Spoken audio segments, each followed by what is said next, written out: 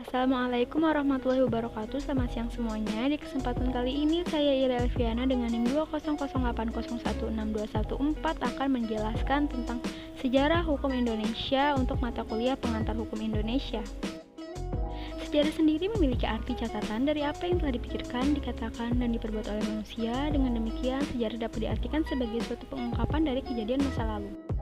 Sejarah hukum Indonesia diklasifikasikan menjadi tiga, yaitu fase prakolonial, fase kolonial, dan fase kemerdekaan.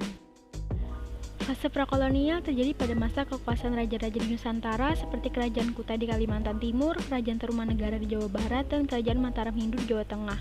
Oleh karena itu, tata hukum yang berlaku di masing-masing wilayah kerajaan berbeda-beda antara wilayah yang satu dengan wilayah yang lain. Fase kolonial terbagi lagi menjadi dua masa, yaitu masa VOC tahun 1602 sampai 1799 dengan peraturannya yang bernama Statuta van Batavia, dan masa pemerintahan Hindia Belanda tahun 1800 sampai 1942 dengan sistem pengadilan yang dibuat oleh Gubernur Pieter Both bernama Division Court, District Court, Resident Court, dan Court of Circuit. Masa VOC, pada tahun 1610, Gubernur Jenderal Pieter Both mendapat wewenang untuk membuat peraturan yang harus disesuaikan dengan kebutuhan para pegawai VOC di daerah-daerah yang dikuasai. Peraturan yang dibuat berlaku berdampingan dengan peraturan Belanda dengan nama Heerenveen.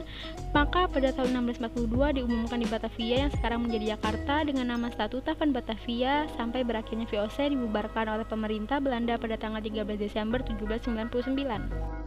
Sistem pengadilan masa Hindia Belanda yang pertama ada Division Court, berwenang mengadili perkara pelanggaran kecil dan sipil dengan pembatasan sampai 20 rupiah. Naik banding dalam perkara sipil dapat dilakukan kepada Bupati Court.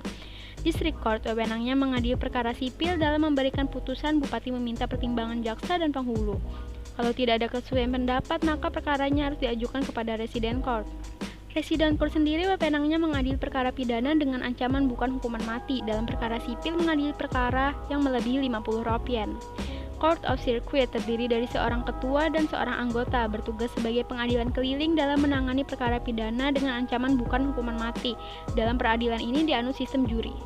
Fase kolonial, sejak 17 Maret 1814, sejarah perundang-undangan yang berlaku dibagi menjadi tiga masa, yaitu masa Besluitenregerings tahun 1814 sampai 1855, masa Regeringsreglement 1855 sampai 1926, dan dibagi lagi ke dalam tiga golongan, yaitu golongan Eropa, golongan pribumi, dan golongan timur asing.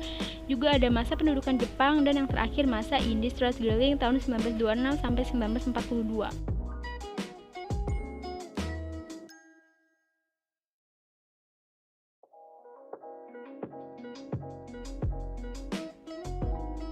Masa pendudukan Jepang tahun 1942 sampai 1945, pemerintahan bala tentara Jepang berpedoman pada undang-undang yang disebut Gunseirei. Setiap peraturan yang dibuat demi kepentingan di Jawa dan Madura berpedomankan pada Gunseirei melalui Osamu Seirei, dan Osamu Seirei itu diperlukan untuk mengatur segala yang dibutuhkan oleh pemerintahan melalui peraturan pelaksana yang disebut Osamu Kenrei.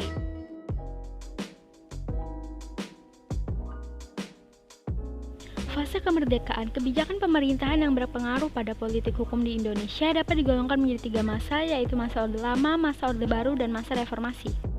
Masa Orde Lama terbagi menjadi tiga periode. Periode pertama tahun 45 sampai 1950.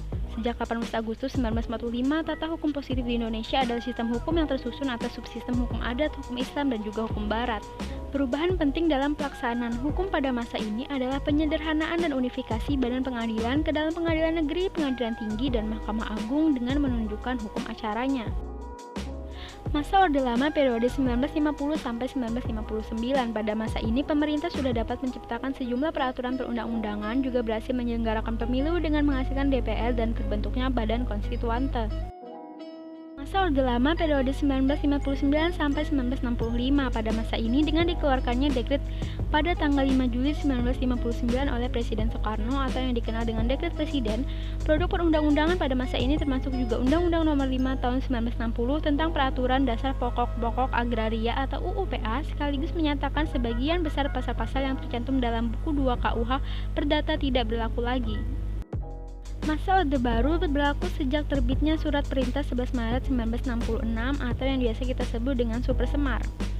Untuk mewujudkan kehidupan berbangsa dan bernegara berdasarkan Pancasila dan UUD 45 secara murni dan konsekuen, maka dibuatlah susunan perundang-undangan yang hierarki. Yang pertama adalah Undang-Undang Dasar 45, ketetapan MPR, undang-undang atau Perpu, keputusan Presiden, dan peraturan pelaksanaan lainnya seperti instruksi Menteri. Masa reformasi. Pada 21 Mei 98, Presiden Soeharto mengundurkan diri sebagai Presiden RI yang menandakan berakhirnya masa Orde Baru sekaligus lahirnya Orde Reformasi. Amandemen UUD 1945 dilakukan oleh MPR sebanyak 4 kali sejak tahun 99 sampai 2002, disahkan oleh MPR pada sidang tahunan MPR tahun 2002. Maka UUD 1945 yang mengalami 4 kali perubahan tersebut memiliki susunan. Yang pertama, Undang-Undang Dasar 1945 naskah asli, perubahan pertama UUD 45, perubahan kedua UUD 45, perubahan ketiga UUD 45, dan perubahan keempat UUD 1945. Terima kasih atas perhatiannya. Untuk kurang dan lebihnya saya mohon maaf. Wassalamualaikum warahmatullahi wabarakatuh.